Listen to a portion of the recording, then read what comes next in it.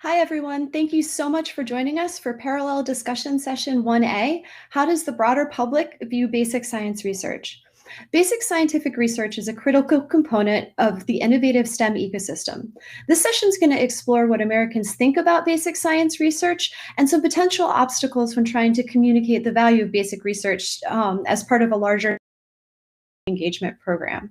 There's no one better to start the discussion than Chris Volpe. Chris is the executive director of Science Counts, a 501c3 organization that is committed to enhancing public awareness of, support for scientific research. They have a number of research studies out looking at this exact question. Chris has an academic background in physical chemistry and two decades of private sector experience in marketing and branding. He's been with Science Counts since the beginning, and I'm excited to hear what he has to say. And with that, I will pass it over to Chris. Thank you so much.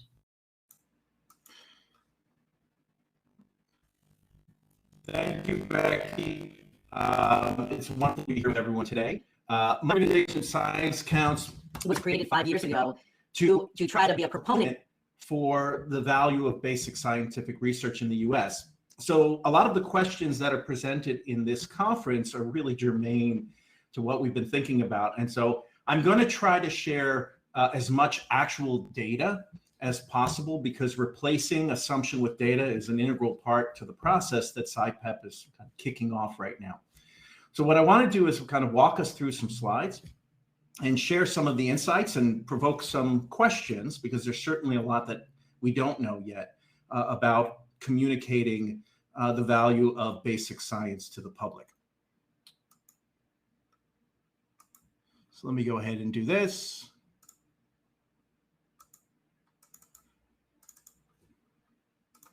Thanks for bearing. Okay. So how does the public, and when I say public, our work focuses solely on the US. Okay, so just to make that clear, how does the public view basic science, basic scientific research, and why does it matter? We're going to be talking a lot about science communication, and communication is a vast array of different goals and objectives.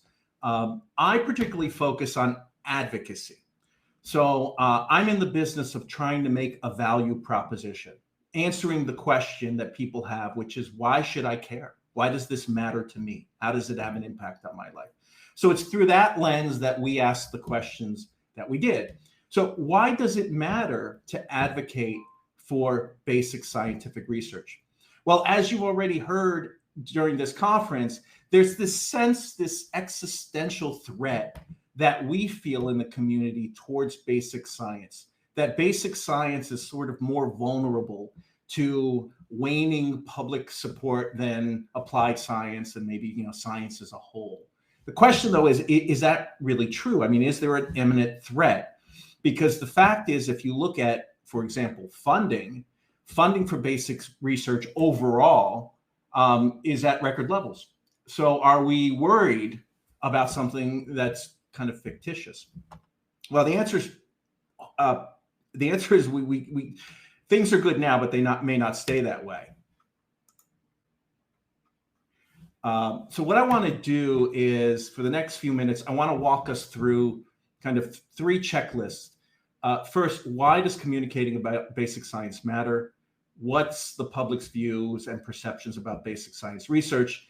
And how is this relevant to practice? Because I have a couple of distinguished colleagues on this panel who are going to talk a little bit more about how do you put this to work and actually, do science communication more effectively.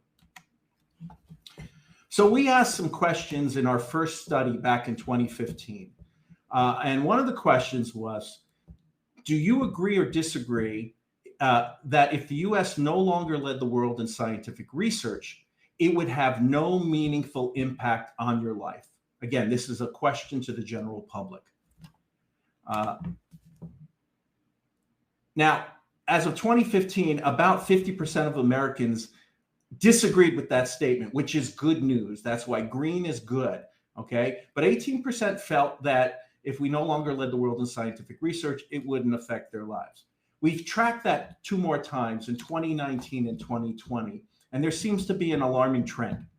As of 2020, and this is fall of 2020, so this is in the midst of COVID, a third of Americans believe that if the US no longer led the world in scientific research, it would have no meaningful impact on their life. That's alarming. That's concerning because we all know that that's not the case. And interestingly, when you dig a little deeper, the reason that many people feel that way is they feel that the United States has already been eclipsed as a world leader in science research. So something for us to keep that in mind.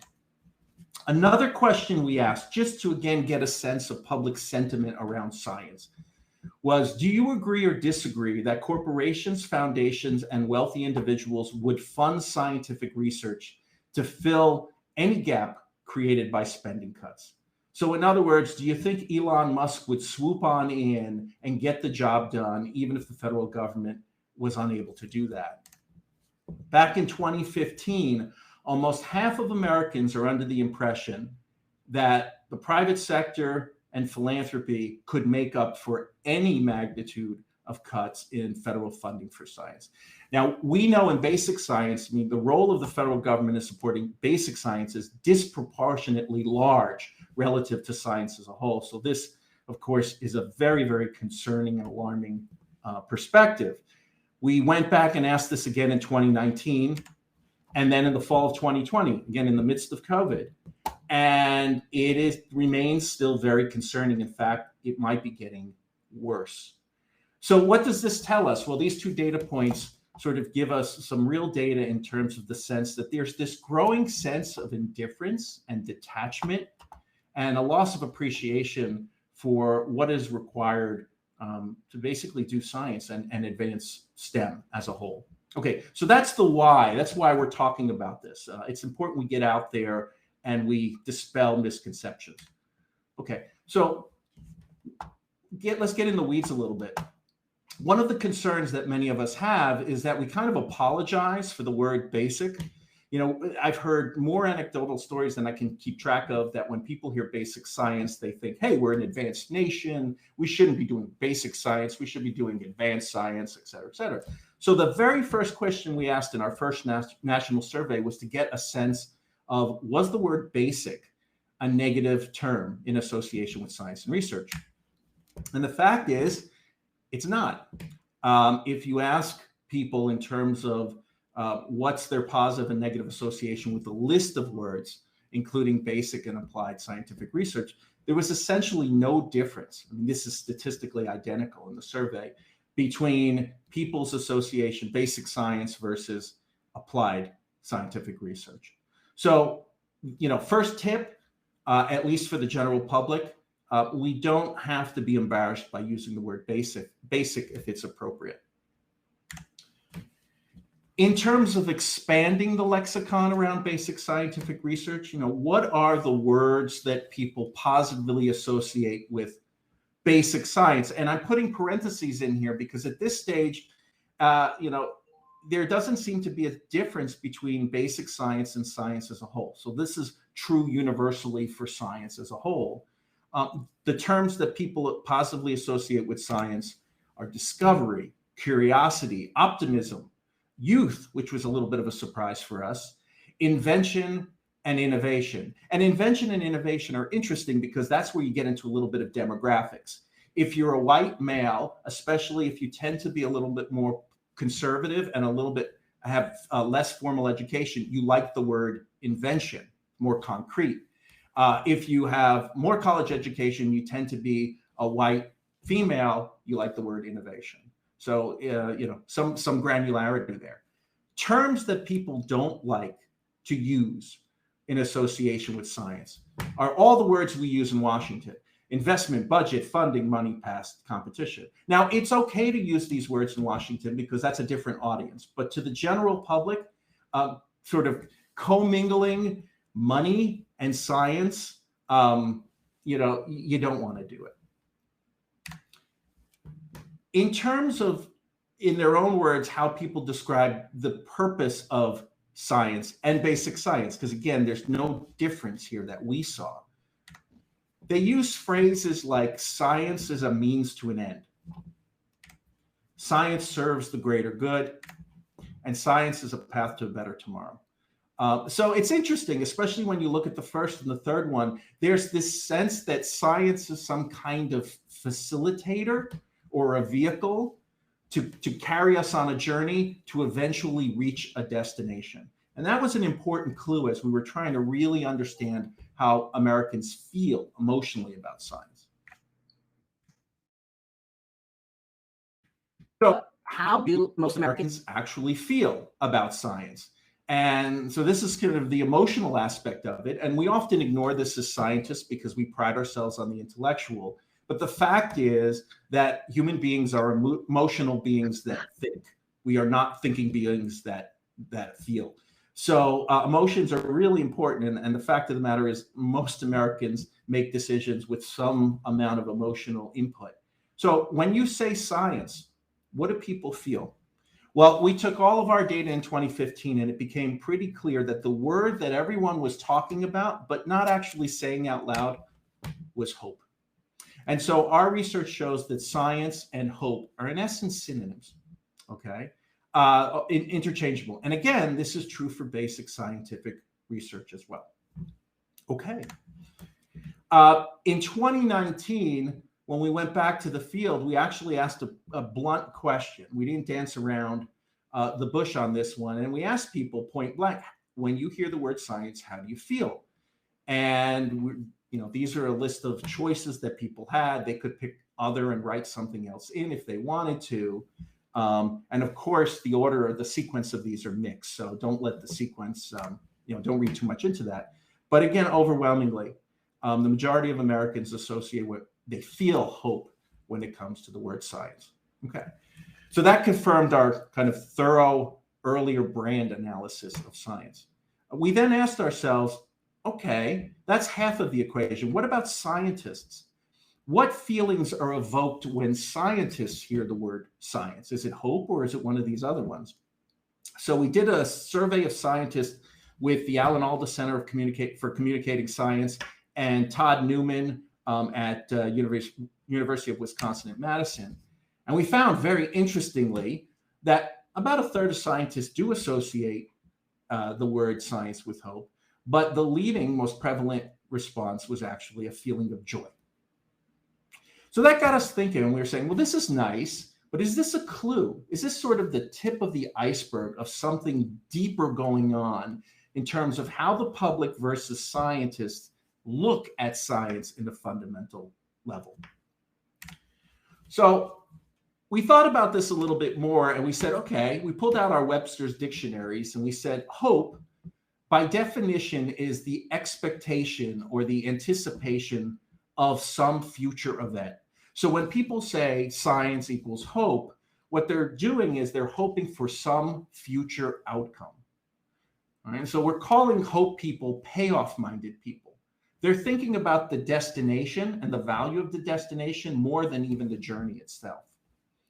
For scientists, where the prevalent response was joy, if you feel joy, well, that means you're living in the present, right? You're getting an emotional return in the here and now. And we all, for those of us who've done research science, we know every day is not a good day in the lab. In fact, most days aren't good days in the lab. And so if you are experiencing joy, you must be enjoying the actual process of doing science and not as fixated on the outcome, the hoped eventual outcome that you hope to have. And so, we associate this feeling of joy with a framework of being more process-minded. And we decided to map this out because that's what you do. And so in essence, we created a little bit of map. This is a bit of a hope-joy phase diagram, where hope is sort of lines of longitude. And then on the y-axis, you have joy and its synonym, excitement, because some people said excitement's the same thing, which are lines of latitude. And if you think of this like a map, in the upper left, you have this domain of thinking about science from a very process-minded point of view, the joy people. And on the lower right, you have more of the outcome, the payoff-minded people. And that's firmly where the public sits. So there's this gap here. And this is that means we're going to have to do some translating in terms of just fundamental framework when it comes to science. Well, we wanted to dig a little bit deeper, and we wanted to see, is there some other correlation among scientists where there's some variability? And so we looked at scientists as a function of their politics. It made no difference. The red dot didn't move. A function of age, graduate students versus senior scientists, no difference. Gender, no difference. Scientists in the private sector versus scientists in academia, no difference. And then we looked at how people said either hope or joy as a function of their scientific discipline. And something interesting happened. That single dot blew up. And we found ourselves with scientists suddenly became a spectrum, where on one end you have physicists, and on the other end you have social scientists and engineers. And this got us really scratching our heads because this was interesting, but we weren't sure if this was real. But it was sort of suggesting that, you know, this mindedness may be connected with one's, professional discipline. So we put that down because, again, it looked interesting, but we weren't sure it was exactly real. Fortunately, though, Todd Newman and a team of collaborators, I wasn't involved with this, went back. They did another survey of scientists, and they asked this question again. And they did this back in February. So this is really fresh data. And again, how do you feel and how does it map out? Well, as of 4 months ago, the public moved a little bit, by the way. That's our data set. We provided that data from 2020. But you can see that remarkably, this looks real, this phenomenon, where scientists sort of spread over the spectrum, where you have physicists who are more process-minded, and you have social scientists who are more hope or payoff-minded, okay? And so this really got us thinking, you know, is this connected maybe to the type of research they're doing?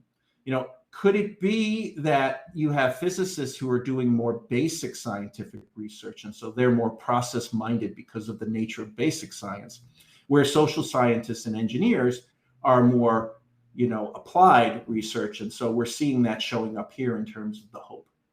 Well, fortunately for us, Newman and his team actually asked the question, and they asked the respondents what's the nature of their research. And there were a lot of scientists who do both, and so we put them aside. But we looked at folks who principally said basic and principally said applied, and this is how basic and applied lay out. And so this makes us feel pretty good that there's a real phenomenon here. So what does this, what are we talking about? Why does this matter? Well, what this is implying is that, there's a little bit of a culture gap between scientists and the public. And that gap may be especially large for scientists who work in basic scientific research, because they tend to be process-minded, and process-minded people tend to talk in terms of how they do their research, where applied-minded people will tend to talk about the what's and the why. What are they doing and why? Because they're focused on specific outcomes. So as we talk about, the tactics in moving forward with science communication, I think this is an important strategic framework to keep in mind for those of us who are heavily engaged in basic science research. We may have to speak a little bit of a different dialect when it comes to talking about science to the public. And just to wrap this up, take home points that I hope are interesting and useful to everyone. First, don't apologize for the word basic. It's not hurting. It's not helping, but it's not hurting. Try to use the terms that it's clear that the public associates strongly with science: discovery, optimism, youth, innovation, invention, and of course, the fact that hope, this idea that science is a path to a better tomorrow, serving the greater good, is an integral part of the value proposition of science, whether it's basic or applied. And then there's this idea, which is kind of a new idea, it's emerging, which is that, the public is hope-oriented, they're payoff-minded. Science is great. The question is, what's it going to produce in the end? And it doesn't have to be a tangible product. It can be ennobling humanity. That's a payoff. But scientists, and in particular basic scientists, it appears, seem to be they think about science in a different way, in a more process-oriented way, and they love talking about the scientific method when the public seems to be lukewarm about getting into the nitty-gritty of the scientific method. Okay, Becky, I turn it back to you, and thank you, everyone. I really appreciate your time. Thank you so much for that fabulous talk, Chris. I'd like to now introduce Celeste Frazier Barthel, who holds a PhD in education from Oregon State University. And her research in the College of Education focused on looked at scientists' perspective on learning and engagement in outreach. And with that, I will pass it over to her, as I know she has thoughts on Chris's talk.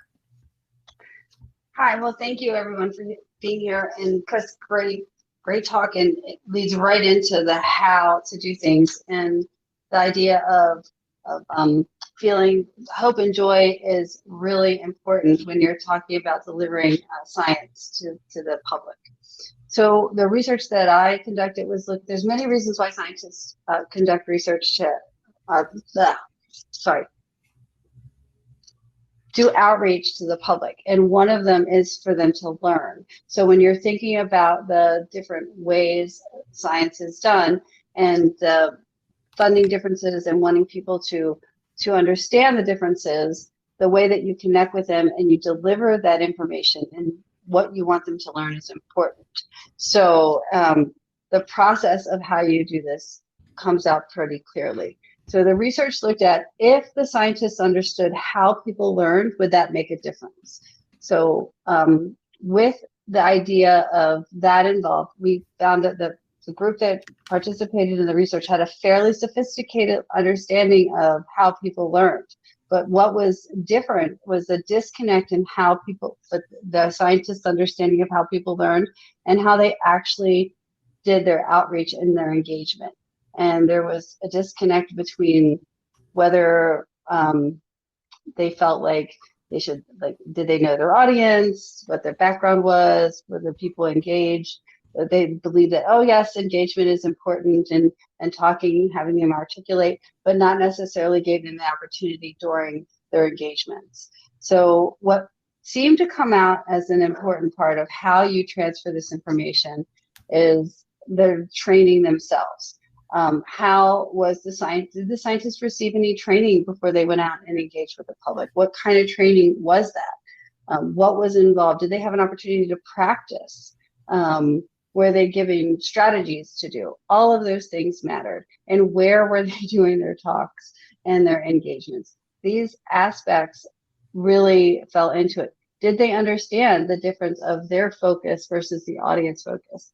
So in terms of, if the public is looking at it as in terms of hope versus joy, that's new information, like information that you've put in your talk, but you can break that down into, is like with the adult learners, when you're doing these public engagements, what's in it for me? A lot of times people will say when they're surveyed, that was kind of boring, or we didn't really understand.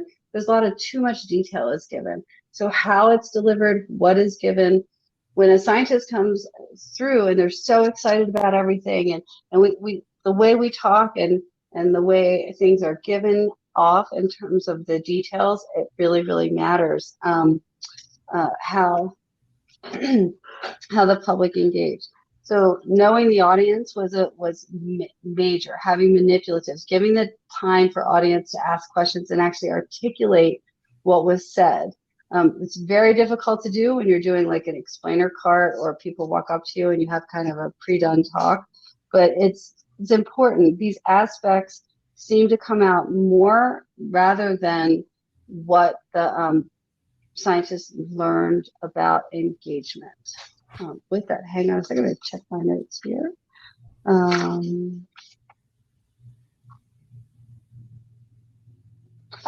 Also, in terms of with the idea of spreading the basic science, one of the things that came up with some research is that the difference between the process-oriented science and the applied science is teaching, being very overt with that, and having conversations about it as early on as elementary school, and really kind of separating them out. And that there's some research that's being conducted on that, and where adults are saying that they learn the most is taking classes for fun and scientific classes for fun. That is kind of come up in the research area and at the center. With that, sorry, I kind of lost track for a second. There's kind of hitting on that and making the importance of this, the conversation happening at this level, at the undergrad level and at the community college level. There's some new research that's showing that this is an area that is really exciting for people to engage with. But so in terms of the formal learning. So when we're doing the public outreach, it's really important of how, but it transfers into that area as well. I don't know. Okay. So thank you so much, Celeste. And with that, I'd like to introduce Clio Heslop, who is currently a civic science fellow at the Center for Media Engagement at the University of Texas at Austin. So after that, we'll have a brief discussion, or we'll have a Q&A session. So please remember to put your questions in the Q&A section. I'm seeing a number of them come through chat, which is excellent. But as moderator, it would help me a little bit if you could translate that to Q&A so I can make sure I pull the questions out of the discussion. So I'm excited to pass it over to Clio. Thank you very much, Becky. I'm actually, as of about a month and a bit ago, I'm no longer a civic science fellow, but still associated with UT. And I am talking about work that I was doing whilst I was a civic science fellow. So hopefully I'll still be counted in with that great bunch. So a couple of things that stuck out to me from what Chris was presenting.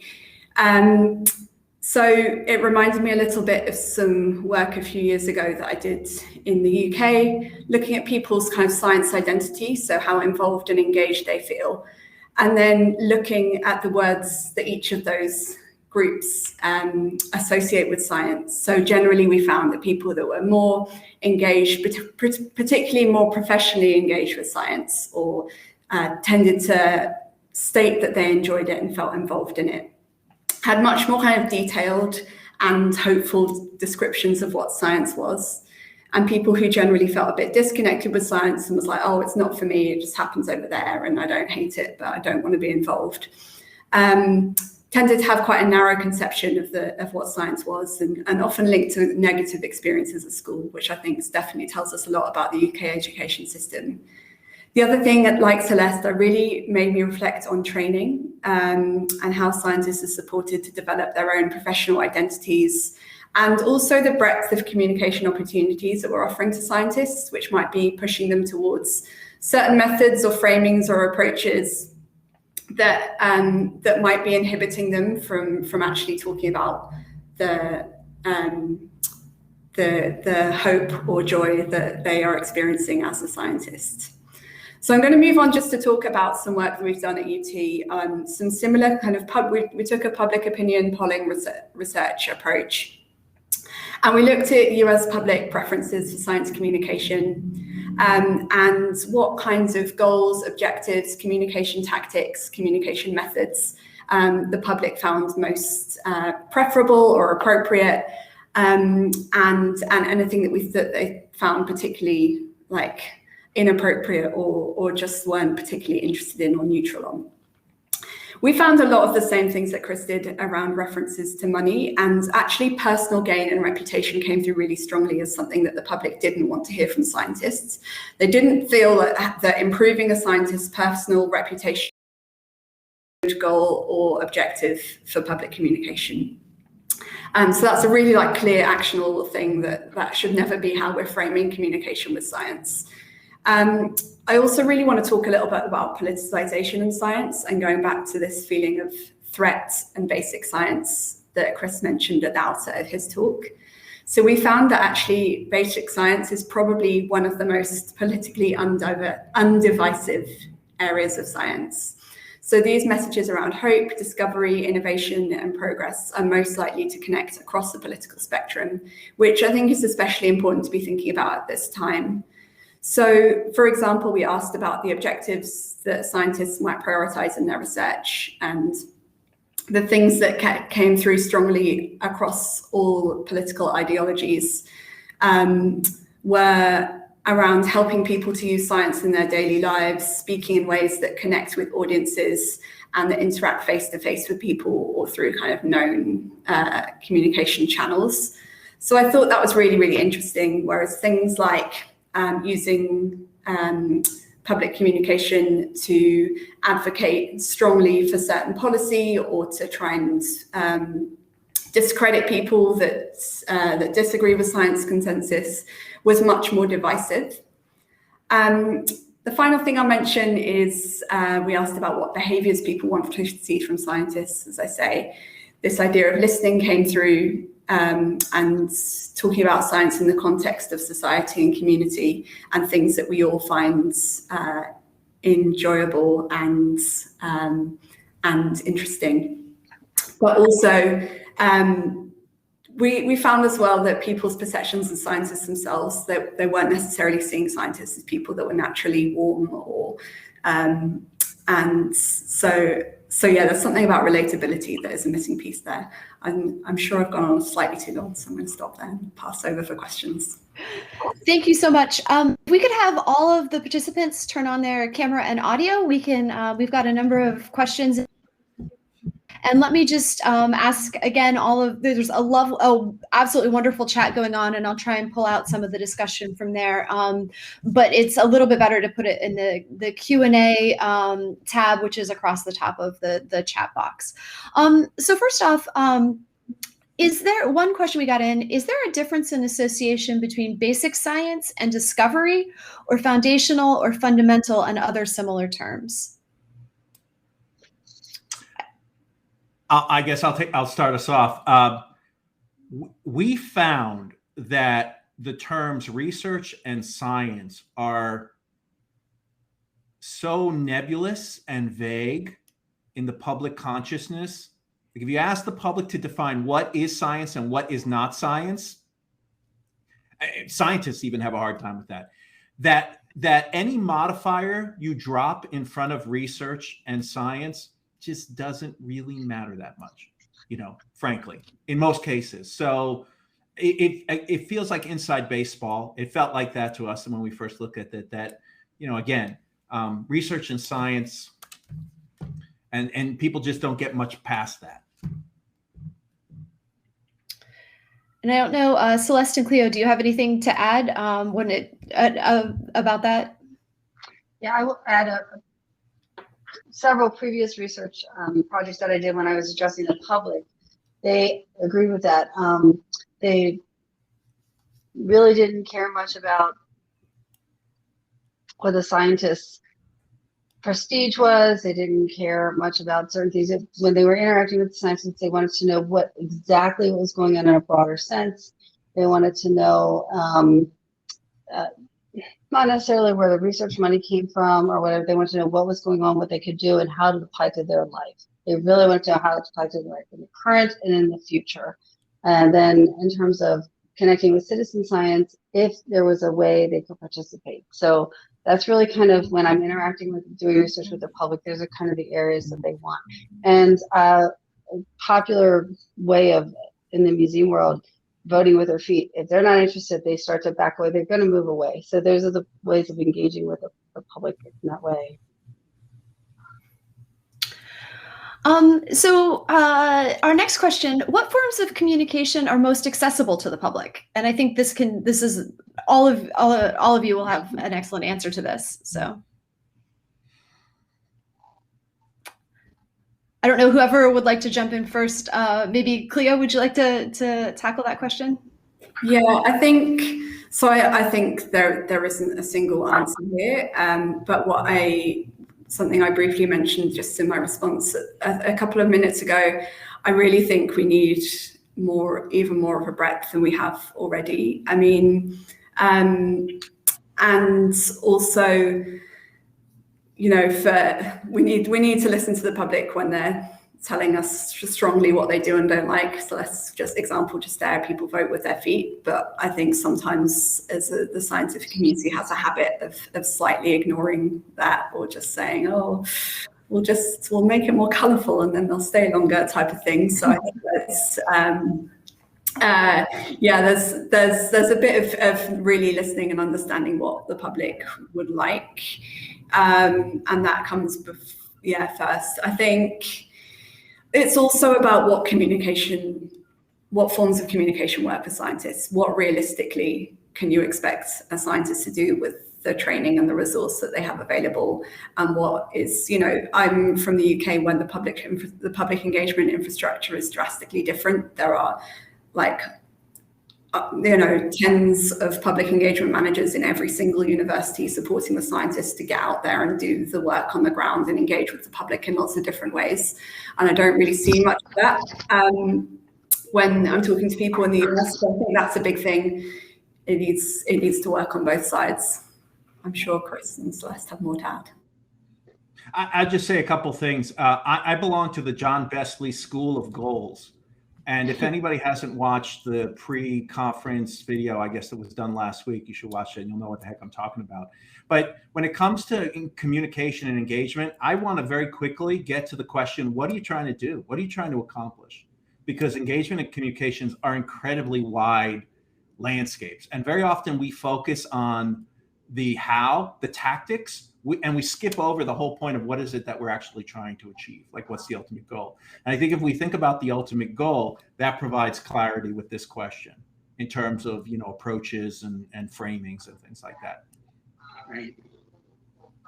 I would agree, and I would say that the surfing hits, and if you want to hit in terms of with looking at the word hope, in terms of reaching out to the public, there's reasons why people engage. The affective, the joy, the engagement part of it. When you can connect with the public in that way, then you can add the learning piece and so on and so forth. And the interest level increases, and then you have more of a chance to reach the scientific goals and meeting the public goals as well. But there has to be a connection first. So, so far we've focused a lot on the words that scientists are using to describe their science to the public, but we have a question about what words do people use to describe scientists, and what words would we like them to use to describe scientists, and how might we change that and, move the language closer to what we would like them to use. New examples here, if you don't mind. Yeah, so this is something we gave people a scale of pairs of words, and we're like, okay, are they qualified, unqualified, dishonest, honest, sincere, insincere, that kind of thing. And the two things that came out the most strongly were experienced and qualified. And people always also think of scientists broadly as honest, sincere, ethical, moral. The thing that was the least strongly agreed with, the most kind of neutral responses or mixed between the two polarizing words, was around whether scientists are warm or cold. And people are really undecided about that. So I think that's quite a different one. That's quite an interesting one, because it's about a behavior that is quite front facing, and it's just about a sense of whether this person is going to be open to speaking with you and listening to you and that kind of thing. And yeah, so that's one quite clear example that I'll give on that question. Yeah, we generally, by every measure, the public has a high regard for science. However, whatever word you want to use, trust, credible, so overall. One of the things, though, is we were talking in very general abstractions with science, this idea that there's this thing, this monolith that is science. And the fact is that it really gets real when science is affixed to a particular issue. And that's one of the reasons why political identity is the key determinant on where a person tends to fall for a lot of scientific issues, because it has to do with your worldview. If you're a conservative, it's very important that science is used for things like national defense, security, the economy. If you're a liberal, it's very important that science is used for things like the environment, education. One area where everyone agrees is kind of healthcare, in medicine. But so trust is the same way. generally scientists very high, but if you want to have a serious conversation with someone, they're going to ask you the question, what's the motivation? What's the motivation behind the work of that scientist? Who's funding it? Celeste touched on that a few minutes ago. And they're going to get into the weeds. And you might have a very pro-science person who suddenly on that issue says, yeah, I'm not crazy about that. I don't think we should do that. So we have to be kind of, I think, mature in terms of the complexity that exists on this landscape. And in terms of the public, one thing I would mention too to kind of follow up is research was done in terms of, did the public feel like they learned more if they were getting their interaction from a scientist themselves or from like a docent or a science educator or a teacher? And the answer was the scientist. And then the next question was, do you think a scientist communicates well? Or do you feel comfortable telling a scientist that you don't know that information and asking questions? And the answer to that was, no, I don't think a scientist communicates well. And I don't feel that I could ask questions. So even in the public, there might be the disconnect with the scientists in terms of what they think about learning and how they deliver it. But there's also this kind of disconnect. There's this honor, this prestige view of the scientist, and maybe it's slightly unapproachable as well, kind of there. So I kind of want to follow up with that. And Becky, if I could just add one final, and it's a bit of a downer, but I think it's really important enough for us and so many people listening in who are, real scientists, not like me, who are doing real science every day. Sometimes we think of ourselves as a profession as somewhat of a clergy. Like, this is why we sometimes get a little concerned that people just won't believe us, like we speak the truth. And it's very clear that to ordinary Americans, scientists are people who are generally noble and held in high regard, but it's a job. It's a profession. It's something you grow up to do that's cool and fun. And a lot of them wish they did it. They wish they could still, be marine biologists when they grow up. But the fact is, it is a job. And we have to kind of, I think, keep that in mind as we make value propositions. We can't just take for granted that we have this elevated, lofty position, nor should we have. We need to sort of interact with the society on a peer-oriented point of view. Thank you for letting me add that. Thanks. We have about 2 minutes left, so I'm going to ask a final question, and if everyone could share their thoughts, that would be great. And this builds on that question of substance versus process of science, and specifically to unpack that a little more. Should scientists try to engage the public with the substance of their scientific research, or should they try to engage the public with the process of science, or with what science means to an institution? So I'll give everyone a chance to respond to that. I don't know, Chris, would you like to start? I'd love to let Clio start, if that's okay. That sounds great. I was just quota of talking.